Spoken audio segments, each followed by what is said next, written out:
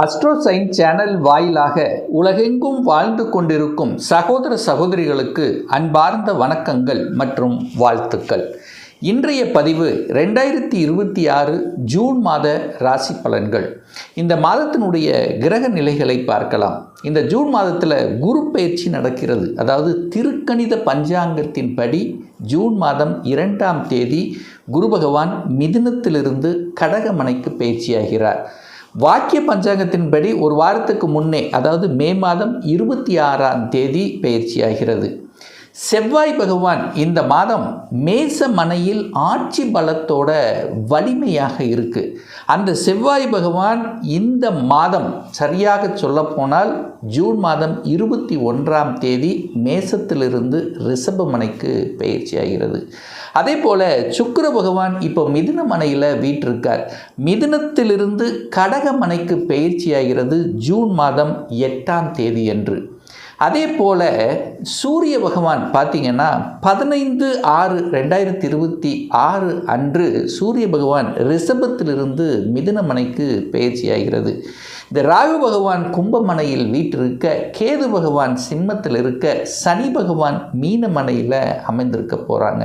So இந்த கிரக அமைப்புகளை வைத்துக்கொண்டு இந்த ஜூன் மாதம் என்ன மாதிரியான பலன்கள், சாதகம் என்ன, பாதகம் என்ன, எதை செய்யலாம், எதை செய்யக்கூடாது, இந்த மாதத்தில் என்ன மாதிரியான தெய்வ வழிபாடு உகந்தது என்பதை பற்றி இந்த பதிவில் நம்ம டீட்டெயிலாக பார்க்க போகிறோம்.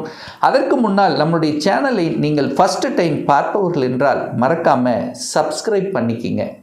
மகர ராசி அன்பர்களே, 2026 ஜூன் மாதம் என்ன பலன், எப்படி இருக்க போகுது அப்படின்னு பார்க்கும் பொழுது, உங்கள் ராசிநாதன் 3ஆம் இடத்துல முயற்சி ஸ்தானத்தில் இருப்பதும் ஒரு நல்ல அமைப்பு தான். அதே சமயத்தில் உங்கள் ராசியை குரு பார்க்குற ஒரு சுப கிரகம், ஒரு நல்லவர் என்று சொல்லக்கூடிய குரு உங்கள் ராசியை பார்ப்பதும், ராசிநாதனான சனி பகவானை பார்க்குறதும் ஒரு நல்ல அமைப்பு. அப்போ மனதில் இருந்து வந்த குழப்பங்கள் விலக காத்து கொண்டிருக்கிறது. தடைப்பட்ட காரியங்கள் எதெல்லாம் தடைபட்டு கொண்டிருந்ததோ அதெல்லாமே அந்த தடைப்பட்ட காரியம் ஜெயமாகக்கூடிய தன்மை இருக்கிறது. முதல் மனசில் தெளிவு கிடைக்கும். எதை செய்யணும், எதை செய்யக்கூடாது அப்படிங்கிற அந்த பாசிட்டிவ் வைப்ரேஷன் உங்கள் மனசில் கண்டிப்பாக ஏற்படுத்தும். மகரத்துக்கு இனி ஏறு முகம்தான், இறங்கு முகம் என்பது நிச்சயமாக இல்லை. அதே சமயத்தில் பார்த்திங்கன்னா அந்த குரு அப்படிங்கிறது பெரிய மனிதர்களின் தொடர்புகளை ஏற்படுத்தும்.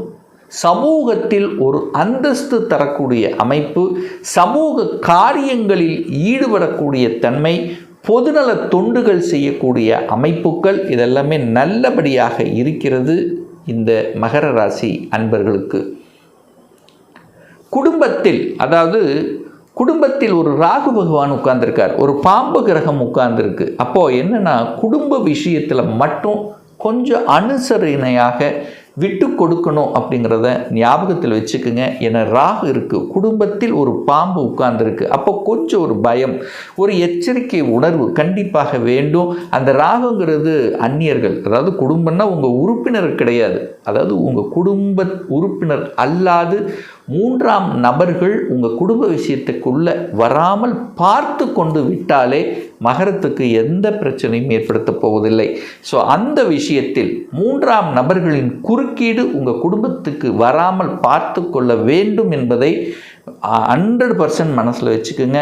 அதே சமயத்தில் ராகு இருக்கிறதுனால பிரம்மாண்டமான எண்ணத்தை தோண்டும், பிரம்மாண்டமாக சம்பாதிக்கணும், பணம் சார்ந்த விஷயத்தில் ஏதாவது ஒன்று முதலீடு பண்ணணும். ஸோ இந்த மாதிரியான எண்ண உணர்வுகளை கண்டிப்பாக ஏற்படுத்தும். 3ஆம் இடத்துல முயற்சி ஸ்தானத்தில் ராசி அதிபதி, முயற்சிகள் வெற்றியாகும். குரு பார்க்குறார், சனி குரு சனி, அதாவது காலச்சக்கரத்தின் 9ஆம் அதிபதியான குருவும் காலச்சக்கரத்தினுடைய 10ஆம் அதிபதியான சனி பகவானும் ஒரு தொடர்பு ஏற்படுது. அப்போது கண்டிப்பாக முயற்சிகள் பலிதமாகும். தூரதேச பிரயாணங்களால் அனுகூலம், ஆதாயம் உண்டு. புதிய ஒப்பந்தங்கள் எதிர்பார்க்கக்கூடிய அமைப்புங்கிறது பரிபூர்ணமாக இருக்கிறது.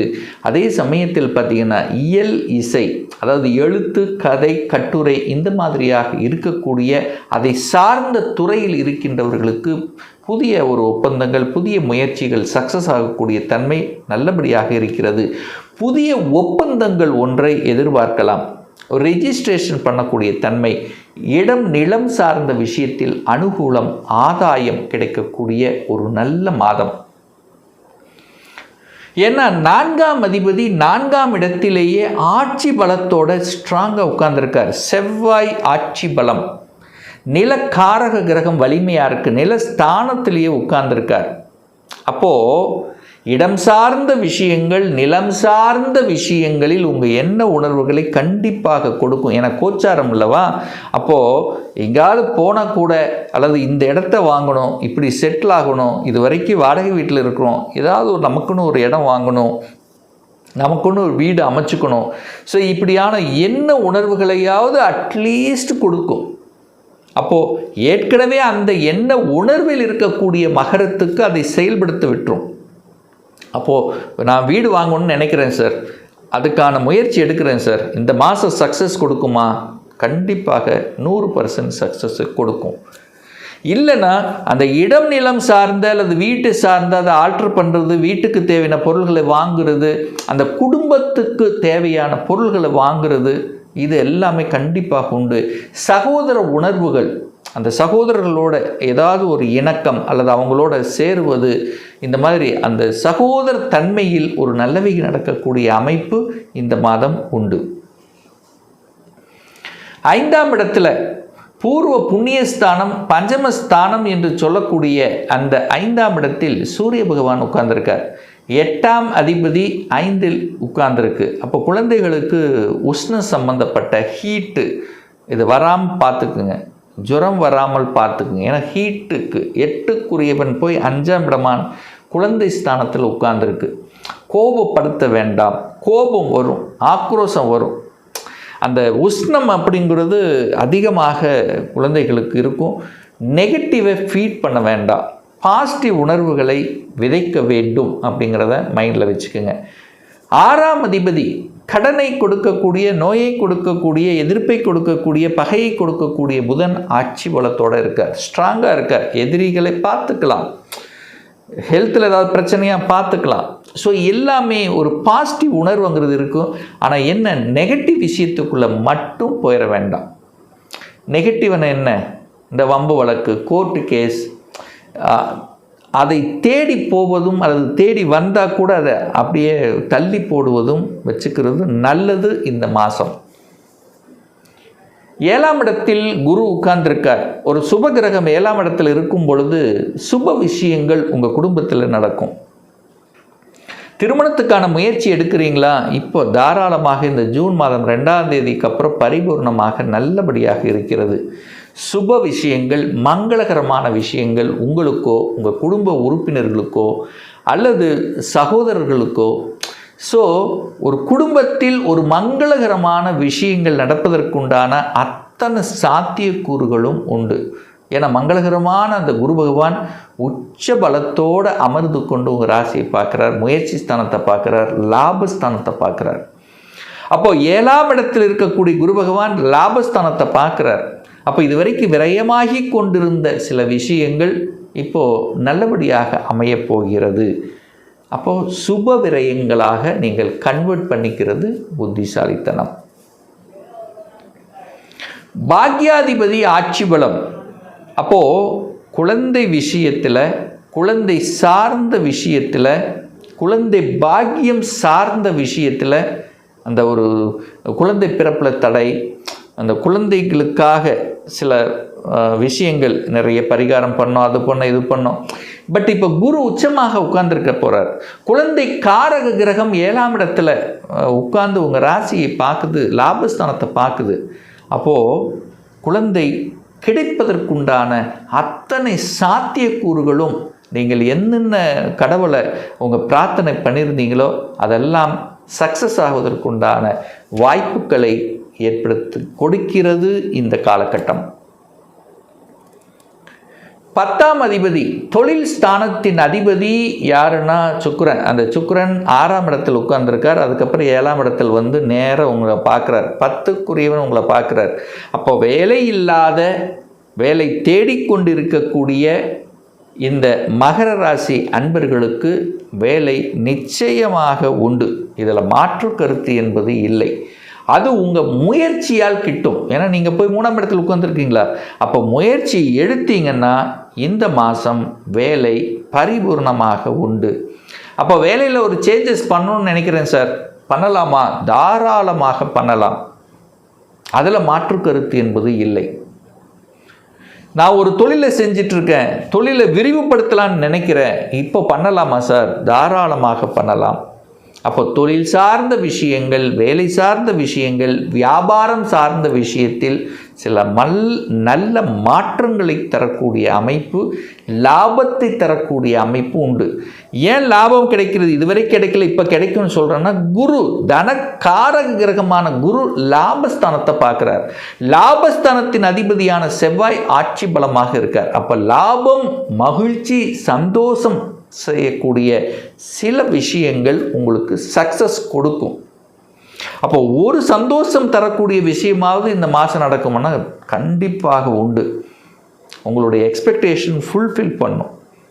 ஒன்று தொழில் ரீதி, வேலை, குடும்பம், ஏதாவது ஒன்று ஒரு நல்ல செய்தி உங்களுக்கு கிடைத்து அதன் மூலமாக சந்தோஷத்தை அனுபவிக்கக்கூடிய அமைப்பு மகரத்துக்கு பரிபூர்ணமாக உண்டு அப்படிங்கிறத ஸ்ட்ராங்காக இந்த இடத்துல சொல்லலாம். உத்திராட நட்சத்திரத்தில் பிறந்த இந்த மகர ராசி அன்பர்களுக்கு பார்த்திங்கன்னா, தந்தையினுடைய ஹெல்த்தை மட்டும் கொஞ்சம் கண்டிப்பாக அக்கறை எடுத்துக்கொள்வது நல்லது. ஏன்னா தந்தையால் ஏதாவது ஒரு கருத்து வேறுபாடு அல்லது தந்தையை பிரிஞ்சு இருக்கிறது, இப்படியெல்லாம் ஏதாவது தந்தை அப்படின்னாலே ஒரு சின்ன ஒரு இக்கணா ஏதாவது ஒன்று இந்த மகரத்துக்கு கொடுக்கும். அப்போது தந்தை கொஞ்சம் அரவணைத்து செல்வது, அரசு சார்ந்த விஷயத்தில் உயர் அதிகாரிகளுடன் பகைத்து கொள்ளக்கூடாது. அதாவது மேலதிகாரியோட டக்குன்னு ஏதோ ஒரு வகையில் இதாகிடும். ஸோ அங்கே தான் நீங்கள் வளைவு நெளிவு சுழிவாக செயல்படணும் அப்படிங்கிறத ஞாபகத்தில் வைத்து கொள்ளுங்கள். இந்த மகர ராசி என்பர்கள் வழிபடக்கூடிய தெய்வம் அப்படின்னா நிச்சயமாக நீங்கள், அதாவது ஒரு மகர ராசி அன்பர்களுக்கு ஒரு நல்லது நடக்கணும், மனம் குளிர நடக்கணும், சந்தோஷம் தரக்கூடிய விஷயத்தில் இருக்கணும்னா மகாலட்சுமி தெய்வத்தை நீங்கள் வழிபட்டீங்கன்னா நிச்சயமாக உங்களுக்கு ஒரு நல்ல பாக்கியம் கிடைக்கும். திருவோண நட்சத்திரத்தில் பிறந்த மகர ராசி அன்பர்களுக்கு பார்த்தீங்கன்னா, திருமணம் சார்ந்த சுப காரியங்கள், அதாவது ஒரு மங்களகரமான விஷயங்கள் நடப்பதற்குண்டான அமைப்புகள் அங்கிறது உண்டு. கல்வி சார்ந்த விஷயத்தில் உயர்கல்வி கிடைப்பதற்கான அமைப்புகள், திருமண பாக்கியங்கள், குழந்தைகளால் மகிழ்ச்சி, சந்தோஷம், குழந்தைகளினுடைய திருமணம் சார்ந்ததில் குழந்தை திருமணம் நடந்து அதில் 1 வருஷம் 2 வருஷம் கேப் ஆகி குழந்தை பாக்கியம் கிடைக்கக்கூடிய அமைப்பு, இந்த மாதிரி நல்ல விஷயங்கள், மங்களகரமான விஷயங்கள் நடப்பதற்குண்டான அமைப்புகள் பரிபூர்ணமாக உண்டு அப்படின்னு சொல்லுவேன். அதே சமயத்தில் பார்த்தீங்கன்னா, அவிட்ட நட்சத்திரத்தில் பிறந்த மகர ராசி அன்பர்களுக்கு இடத்தால் பிரச்சனையோடு இருக்குதில்ல, ஒரு இடம் விற்கல, அந்த இடம் சார்ந்த விஷயத்தில் இருந்து வந்த பிரச்சனைகள் கண்டிப்பாக தீரும். அந்த பாக பிரச்சனை, சொத்து பிரச்சனை, இந்த மாதிரி ஏதாவது சகோதர வகையில் இருந்து வந்த கருத்து வேறுபாடுகள் அது விலகி சரியாகக்கூடிய அமைப்பு, இடத்தை வாங்குறது, நிலத்தை வாங்கணும் அப்படிங்கிற எண்ணங்களை கொடுக்கக்கூடிய அமைப்புகள், அதிகாரத்துக்கு செல்லக்கூடிய ஒரு அட்மினிஸ்ட்ரேஷன் பதவி கிடைக்கக்கூடிய வாய்ப்புகள் இந்த அவிட்ட நட்சத்திரத்துக்கு கண்டிப்பாக உண்டு. வழிபடக்கூடிய தெய்வம் அப்படின்னா முருகப்பெருமானை வழிபட்டிங்கன்னா இடம், நிலம், இந்த இடத்தால் வரக்கூடிய பிரச்சனைகள், நிலத்தால் வரக்கூடியது, இது எல்லாமே சரியாகுங்கிறதுல எந்தவித மாற்று கருத்தும் கிடையாது. இன்னும் ஒரு துல்லிய பலன் உங்களை பற்றி தெரிஞ்சுக்கணும். 2026 எப்படி இருக்க போகுது, 2026 சொந்த தொழிலா இல்லை வேலையா, சொந்த தொழில்னா எப்போ ஆரம்பிக்கலாம், வேலையில் எப்போ ப்ரமோஷன் கிடைக்கும், +2 முடிச்சிட்டேன் எந்த கோர்ஸ் எடுத்து படிக்கலாம், அதாவது இன்ஜினியர் சார்ந்த வகையில் போகலாமா இல்லை மெடிக்கல் சார்ந்த விஷயமா, அப்போ இன்ஜினியர்னா கம்ப்யூட்டர் சயின்ஸ் சார்ந்த துறைகளா இல்லை இசிஇ சம்மந்தப்பட்டதா, மெக்கானிக்கல் சம்மந்தப்பட்டதா, எந்த துறை நம்ம எடுத்து படித்தா நம்மளுடைய ஃப்யூச்சர் நன்றாக இருக்கும், எப்போ இந்த 2026 திருமணம் நடக்கும், எப்போ நான் வீடு கட்டுவேன், எப்போ குழந்தை பாக்கியம் கிடைக்கும், இது போன்ற கேள்விகளுக்கு துல்லியமான பதிலை நம்மால் கூற முடியும். ஒரு பர்சனல் கன்சல்டேஷன் எடுத்துக்கணும், ஒரு சுய ஜாதகம் பார்க்கணும் என்று விருப்பப்படக்கூடிய அன்பர்கள் டிஸ்பிளே தெரியக்கூடிய நம்பருக்கு வாட்ஸ்அப் மூலியமாகவோ ஃபோன் கால் மூலியமாகவோ தொடர்பு கொண்டு அப்பாயின்மெண்ட் பெற்றுக்கொண்டு நேரடியாகவோ அல்லது ஆன்லைன் மூலமாகவோ கன்சல்டேஷன் எடுத்துக்கலாம். நம்மளுடைய அலுவலகம் கோயம்புத்தூரில் அமைந்துள்ளது. அதாவது கோயம்புத்தூரிலிருந்து மேட்டுப்பாளையம் செல்லும் வழியில் வெள்ளக்கிணர் பிரிவு அன்னபூர்ணா ஹோட்டலுக்கு அருகாமையில் அமைந்துள்ளது. பிரியர் அப்பாயின்மெண்ட் பெற்றுக்கொண்டு நேரடியாக கன்சல்டேஷன் எடுத்துக்கலாம். நிச்சயமாக இந்த பதிவு ஏதாவது ஒரு ரூபத்தில் உங்களுக்கு யூஸ்ஃபுல்லாக இருக்குங்கிறதுல எந்தவித மாற்று கருத்தும் கிடையாது. இந்த ராசி நட்சத்திர நேயர்கள் அனைவரும் வாழ்க வளர்க வளம் பெறுக என்று எனது வாழ்த்தினை தெரிவித்துக் கொண்டு விடைபெறுகிறேன். நன்றி, வணக்கம், வாழ்த்துக்கள்.